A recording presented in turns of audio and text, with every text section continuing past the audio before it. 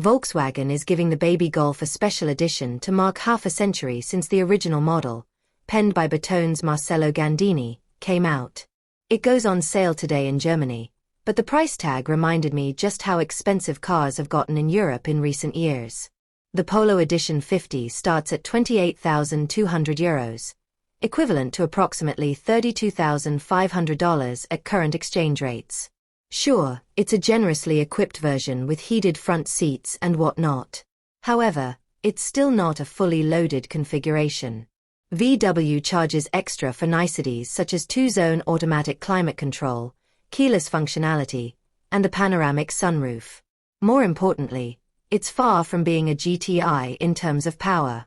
In its most basic form, the special edition makes do with a turbocharged 1.0-liter engine hooked up to a 5-speed manual transmission. The 3-pot produces just 94 horsepower, but you can upgrade to more potent versions of the 1.0 TSI with up to 114 horsepower. The slightly more powerful versions can be ordered with a 7-speed dual-clutch automatic transmission.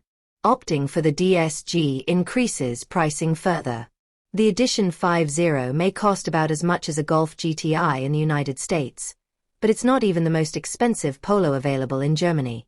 The GTI kicks off at €35,450, nearly $41,000.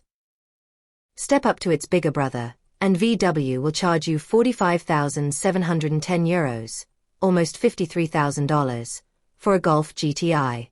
Pricing for the Golf R begins at €55,000, $63,400, and there's also an R Black Edition for a staggering €59,645, $69,000. We're not done yet. In the Polo and Golf world, the most expensive model was a German market-only Golf R333, priced at a whopping €76,410, $88,000. It was even more expensive than an Audi RS3, but nonetheless, VW sold all 333 cars in just 8 minutes. Imagine how successful a 5-cylinder Golf R would be with the 2.5 TFSI engine. Rumor has it Audi refused to lend its inline 5 a few years back. But these crazy prices are not an isolated case. Cars sold in Europe are generally more expensive compared to the US. The discrepancy largely stems from the value-added tax. VAT is 19% in Germany, but it can be as high as 27% in Hungary. The EU's average standard VAT rate is 21.8%. Aside from VAT, extra local taxes based on emissions result in ridiculous prices for some performance cars.